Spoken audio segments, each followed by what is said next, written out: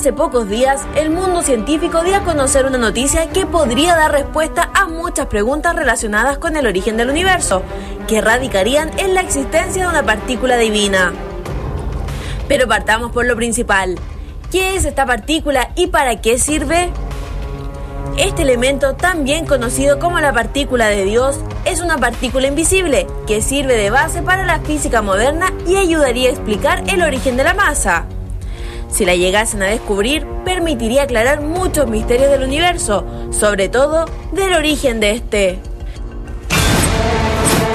Científicos informaron que están cerca de encontrar la partícula divina o del lugar donde puede estar. Agregaron que hay indicios, pero que aún es prematuro hablar de descubrimiento y que es demasiado pronto para sacar conclusiones. Sin embargo, se aventuran al decir que, después de triplicar los datos que se tienen hasta ahora, se sepa si esta partícula existe o no, lo que probablemente ocurrirá el próximo año. La ciencia avanza a pasos agigantados y de seguro pronto sabremos con certeza el origen de la masa, hasta el momento un eslabón perdido en el conocimiento humano.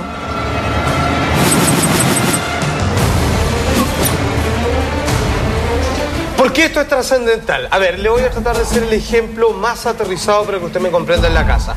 Existe una partícula es una máquina de acelerador de hadrones, ¿cierto? Que son partículas muy pequeñas que esta instalación gigantesca, que mide kilómetros, la verdad, ubicada en Europa, consiste en tratar de reproducir el origen del universo. El famoso Big Bang, que es que finalmente toda la materia que usted conoce, la de esta mesa, la de su cuerpo, la de su casa, en fin, todo, las estrellas, todo lo que alcanza la vista y mucho más allá, todo exactamente, estaba concentrado en una cantidad de una especie de una esfera que no medía más que unos pocos metros. En algún momento esto explotó y creó la vida tal cual la conocemos, con el famoso milagro de que alguna vez esa materia se volvió inteligente. Ok, ¿qué es lo que pasa? Alguien quiere descubrir que si es que existe un origen, existe un manifiesto de la creación en todas las cosas, porque todos tenemos un mismo principio. Ahí es donde está la firma de Dios. Es como decir el copyright, el made in China. Ahí tenemos que tener todos nosotros una partícula que nos designe de dónde salimos. Pues bien, adivine cuál es el descubrimiento de los científicos. Existe una partícula no imaginaria, pero sí invisible, que fíjense que otras religiones le han llamado la vacuidad. Es que de ahí surgen todas las posibilidades, es cuando se hace materia los pensamientos, las sensaciones, las emociones, y es la prueba de que claramente nosotros somos parte y no menos dioses que el Dios mismo. Pues bien, porque somos parte del subconjunto, nada más. Exactamente. Este gran colisionador de hadrones, GSH, como se conoce, que está en la frontera franco-suiza. Exacto. Ha logrado, porque en algún minuto falló, el primero falló. Se temió, de hecho, recuerdan ustedes cuando crearon un agujero negro con antimateria y se acabara la humanidad. Exactamente. Con riesgo asumido.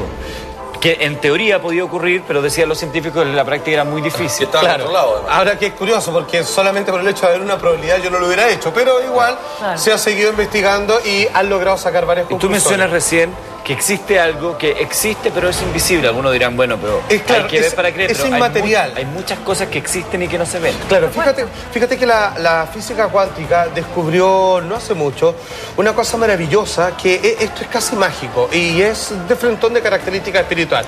Descubrieron que los átomos, por ejemplo, la concentración de estas partículas mínimas, que son lo que genera y dibujan todo el universo, contiene a su alrededor como unas nubes, como nubes del cielo. Y fíjense que las bautizaron como nubes de probabilidades. ¿Saben lo maravilloso y lo importante que significa eso? Es que nada está escrito. Quiere decir que incluso usted, de toda la materia sólida y que cada mañana se encuentra relativamente con el mismo cuerpo, está siempre esperando una orden suya para que esto se transforme, mejore, cambie o incluso empeore si es que usted tiene un estado depresivo hacia su propia persona. Siempre todo el universo en su materia más íntima está esperando que usted le dé una orden para que todo confabule en su favor o en su contra. Uno va construyendo la realidad y es finalmente la demostración de la partícula de Dios, que le llamaron la partícula divina, que es un material, que es una solo materia prima, que es solo energía intocable, pero que termina generando distintos tipos de posibilidades y realidades. Es maravilloso. Algo previo al átomo, a la molécula, o sea, una partícula Claro, porque, mira, primigenia. Claro, porque el átomo, obviamente, del griego significa sin división, porque en su momento era la película, o sea, perdón, el objeto más pequeño que pudieron encontrar, la partícula más pequeña. Finalmente se dieron cuenta que adentro estaba formado de protones, electrones, y dentro de los mismos fueron encontrando cada vez más cositas. Finalmente llegaron a un punto en donde solamente había una especie de vacío, pero genial, era una fábrica en donde sin haber nada contaba con el espacio para poder crear. Es curioso, para que algo exista necesita un espacio para que ese algo termine ocupando una posición. Entonces es como una expectativa, es maravilloso, es como decir que todo surge de la nada, necesita haber nada para que algo surja. Mira, claro, le voy a hacer un ejemplo que una vez un maestro le dijo a un alumno, le dijo, maestro, y mire lo curioso que es, quiero que me enseñe todo lo que usted sabe porque yo tengo mucha ganas de aprender y me lo he leído todo. Perfecto, le dijo, mira, y yo lo que te quiero enseñar, y empieza a echarle agüita a la taza, tecito. Y de repente, mira, yo te voy a enseñar primero, y de repente se rebalsa la taza. Oye, maestro, espera, le dice, si la taza se llenó, está botando algo. Exactamente. ¿Cómo quiere que te enseñe si tú primero no vacías tu taza, tú ya estás lleno, no te cabe nada? Lo que quiere decir es que se necesita primero un vacío para que se cree algo nuevo. Es maravilloso. Bueno, Andrés, te voy a pedir que te adentres en esto que es el shunyata, la vacuidad, un concepto que traspasa desde la ciencia a algunas religiones. El budismo, 2500 años antes de que inventaron una pila, ya sabía. El budismo lo habla, pero además eso tiene que ver con una cuestión que es real, que es la ilusión diaria. Por ejemplo, cuando nosotros creemos que tocamos un vaso, en rigor, ahí.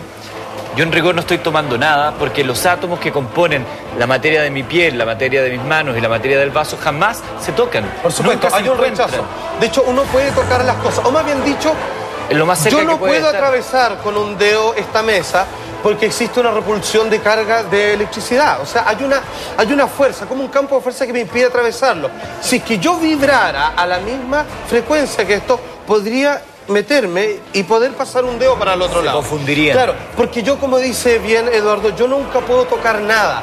Simplemente logro alcanzar hasta el máximo, que son los campos de fuerza, que son el mismo campo energético que los átomos dicen este milímetro. De aquí para allá comienza la taza, de aquí para acá la mano. Por lo tanto, tú nunca la puedes tomar, solo puedo manipular campos energéticos. Pero, o sea, si vibras a la misma frecuencia, por ejemplo, que otro tipo de materia... No, porque no tocas el agua. Claro, porque lo que pasa es que la molécula del agua tiene una cosa genial, que la cantidad de energía repulsiva con la atractiva. Por ejemplo, esto es más sólido porque las energías de gravedad que lo atraen lo hacen ser más firme, claro, ¿cierto? El agua está en 50%. La energía que rechace, la energía que atrae, me permite yo poder interactuar con ella. Pero por eso el agua es el elemento más importante, más duro, porque fíjense que no tiene forma. Yo lo he hecho acá y adopta esta forma. Lo he hecho en la taza, se convierte en la taza. Sin embargo, siendo el elemento más blando, esto puede pulverizar las rocas más grandes de una playa y convertirlo en arena. Es clave, porque cuando Solfate hace esto, demuestra una ilusión. Nosotros creemos que lo toma,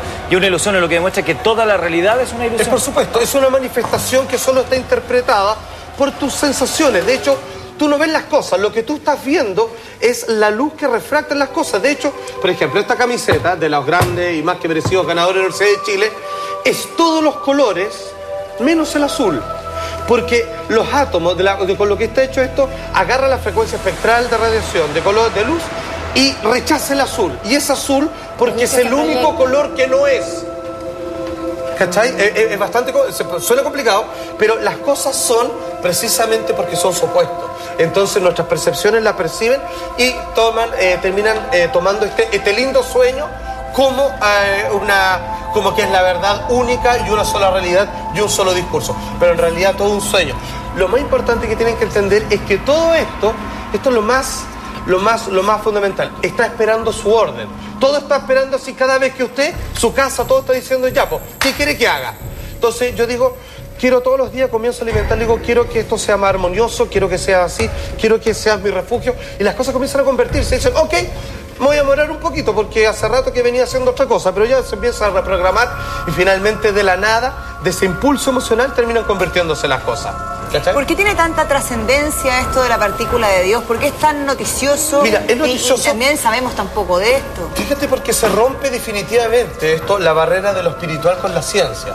Las religiones siempre, sobre todo aquellos científicos más duros, más enraizados en lo que es su conocimiento catedrático, te dicen, las religiones son nuestro gran enemigo, porque por un asunto de fe no hacen creer cosas sin la necesidad de prueba. En cambio, nosotros salimos a buscar todos aquellos factores que nos comprueban y hacer predicciones que siempre va a ser así. En cambio, esto se juntan. La ciencia terminó descubriendo lo que las religiones habían estado diciendo siempre, de que existe un inicio, existe una particularidad de energía no visible, no palpable, divina, vacía, de la cual se generan todas las cosas y que está presente en cada objeto que conforma una unidad en sí misma. O sea, Salfate, ¿la ciencia no es atea, como siempre también se ha dicho? Lo único que en su progreso ha terminado descubriendo que su discurso ha tenido que abrazar a lo que las antiguas religiones y contemporáneas dicen.